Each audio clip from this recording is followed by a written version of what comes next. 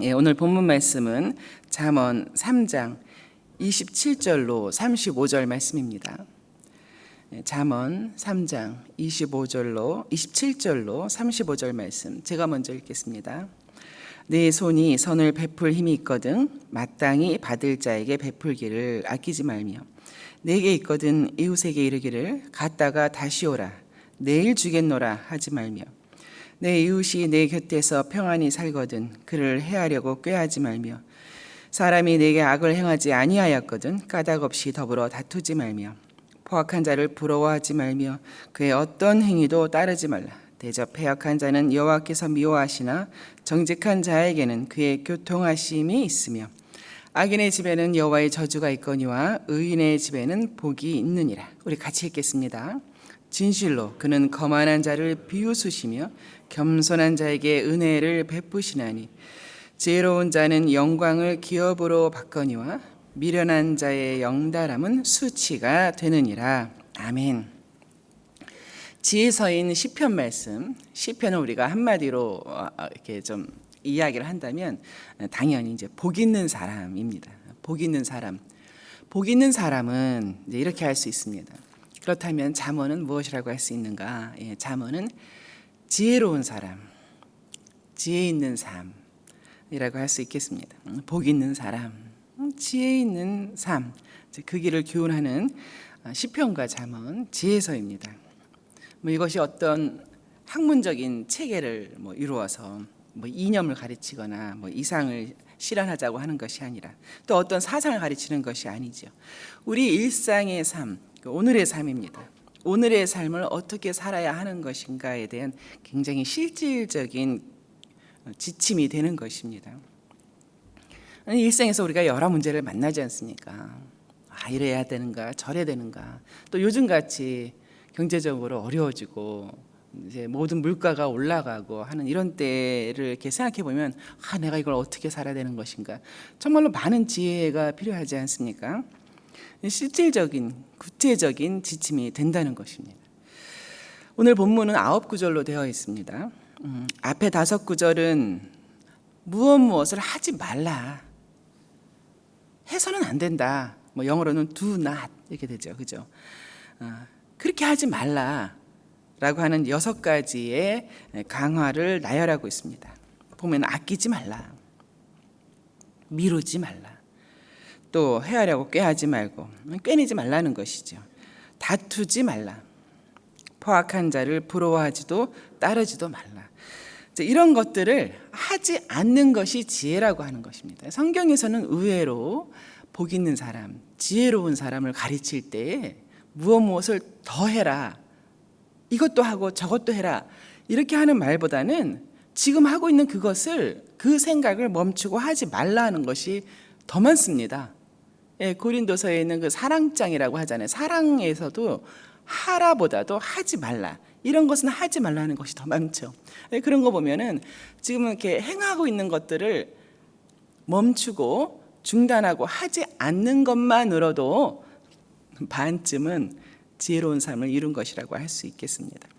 우리 잠언 그 서론 부분에서 이 잠언을 쓰고 수집해 놓은 목적이 젊은이, 다음 세대죠. 젊은 리더들에게 지혜를 가르치기 위함이라고 이제 솔로몬이 명시를 했는데요. 그때나 지금이나 이제 젊은 사람이라고 하면 우리 자녀들을 봐도 그렇고 주된 관심사가 출세하는 것, 성공하는 것, 이렇습니다. 그래서 성공 사례들이 어떠한가 귀 기울이고 합니다. 이제 그렇게 해서 공부도 하고 대학 진학도 그렇게 해서 하고 경험도 쌓아가고 이제 그러는데요. 그러다 보니까 막상 일상에서 일어나는 여러 가지 일들에 대한 그 지혜로운 삶의 참 가치를 잘 모르는 것 같습니다. 공부 잘해도 지혜가 없을 수가 있습니다. 그런 사람 많이 보셨죠? 사회적으로 성공했어도 참 이 삶에서는 지혜가 없는 그런 사람이 많습니다. 저희들의 당면한 문제이기도 하지만 우리 자녀들의 이제 문제가 아닐 수가 없습니다. 그래서 이제 솔로몬이 2장부터 7장까지는 그 첫 구절을 같은 말로 시작을 합니다. 2장에서도 시작하는 말이 내 아들아, 이렇게 시작하고요. 계속해서 오늘 7장 우리가 보게 될 7장까지도 계속해서 내 아들아, 아들들아 이제 이렇게 가르치고 있죠. 젊은 리더들을 교훈하고 있습니다. 오늘 본문의 첫 번째 지혜는 선을 베푸는 삶에서 우리가 어떻게 해야 되는가, 구체적으로 하지 말아야 되는가, 이제 이것을 가르치고 있습니다.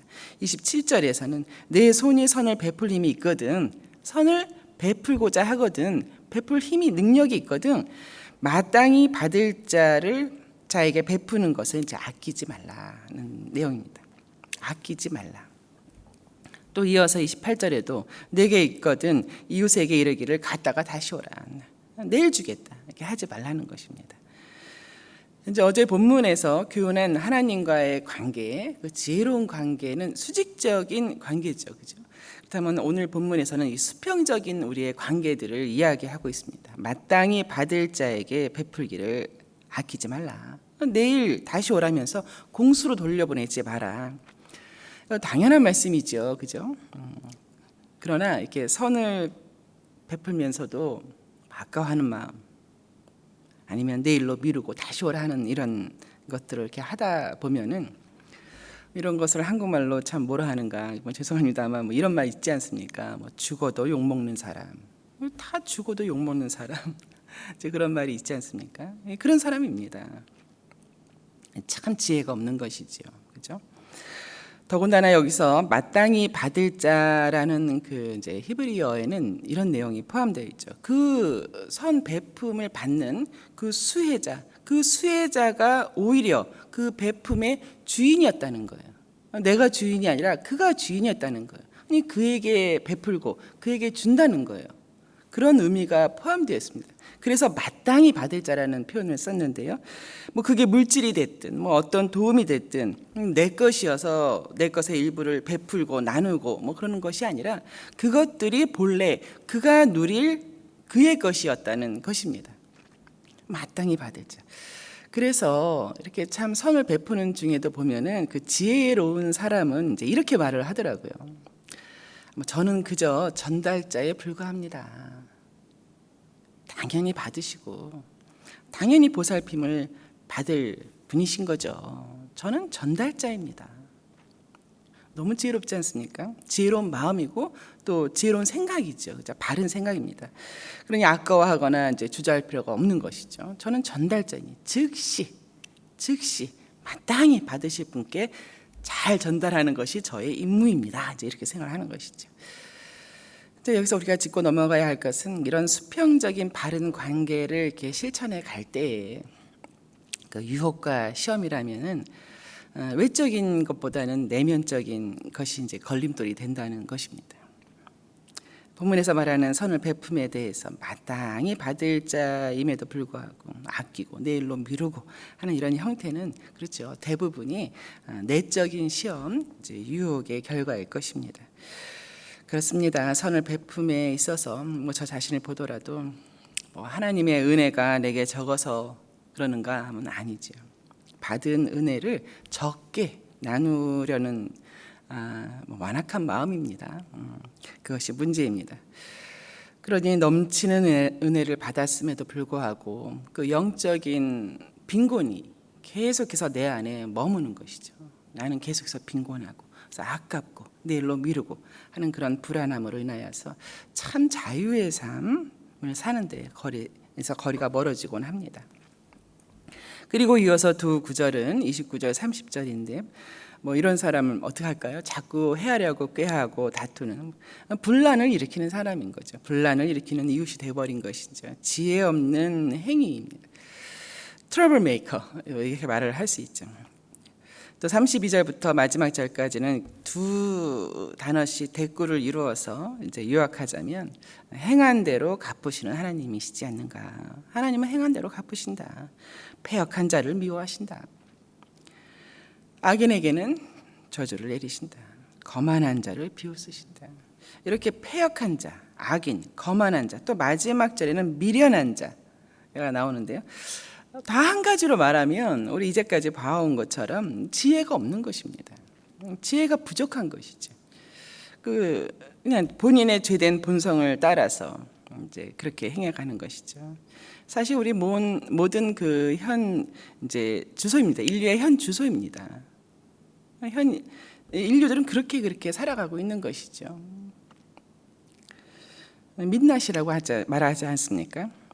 지혜는 없고 그저 자기 본성대로 따라서 살아가는 그것이 우리의 민낯이다. 다만 그런 중에서도 하나님의 은혜로 말미암아서 여러분 저 참 하나님의 법을 알게 하셨죠. 그것이 아니다는 것이죠. 돌이키게 하신 것이죠. 그리고 거기 나오는 마음들, 정직한 마음을 사모하게 하셨죠. 의로운 마음, 겸손한 마음을 주신 것이 얼마나 은혜 중에 은혜가 아닐 수 없습니다. 예, 말씀을 맺겠습니다. 우리 이렇게 오늘 본문에 나오는 수평적인 인간관계에 대한 그 지혜의 말씀들인데요. 이것을 우리가 한마디로 말하면 너의 이웃을 사랑할 때에도 내 몸과 같이 사랑을 해라. 그러니 이웃을 사랑할 때 아끼고 내일 다시 오라 하는 이런 경우는 하지 말라는 것이죠. 17절에서 32절 1절까지 나오는 이웃에 대한 관계, 하나님 예수님의 말씀이죠. 내 이웃을 내 몸과 같이 사랑하라. 특별히 32절의 말씀, 정직한 자에게는 그의 교통하심이 있으니. 이 교통하심이 누구하고의 교통하심입니까? 하늘 아버지, 우리 하나님, 성령 하나님, 또 성자 하나님과의 교통하심이지 않습니까? 이런 교통하심이 우리 인생에서의 최고의 영광이 아닐 수 없습니다. 32절 말씀, 대저 패역한 자는 여호와께서 미워하시나 정직한 자에게는 그의 교통하심이 있으며. 교통하심이라고 하는 것은 여기서는 친밀한 관계입니다. 부부처럼, 가족처럼 굉장히 퍼스널하고 개인적이고 내밀한 교제와 또 그 대화들이 오고 가는 그런 것을 교통하심이라는 단어로 썼습니다. 욥이 참 그러했었죠. 욥이 지속적으로 하나님께 말씀드리고 나중에 또 하나님이 말씀하시고 하죠. 시편의 다윗이 그러했습니다. 가장 그 복된 삶을 사는 사람, 지혜로운 사람이 어떤 사람인가 하면은 하나님과 교통하는 사람이다. 이보다 더 영광스럽고 하는 경우가 없지요. 그렇습니다. 여러분도 오늘 이 정직한 마음, 선을 베품에 있어서도 정직한 마음, 이웃을 대할 때도 이 정직한 마음을 사모하시고 지속적으로 추구하셔서 하나님과 교통하시는 정말 영광스러운 말 그대로 성도의 삶을 누려가는 그런 저와 여러분 되시기를 축원합니다.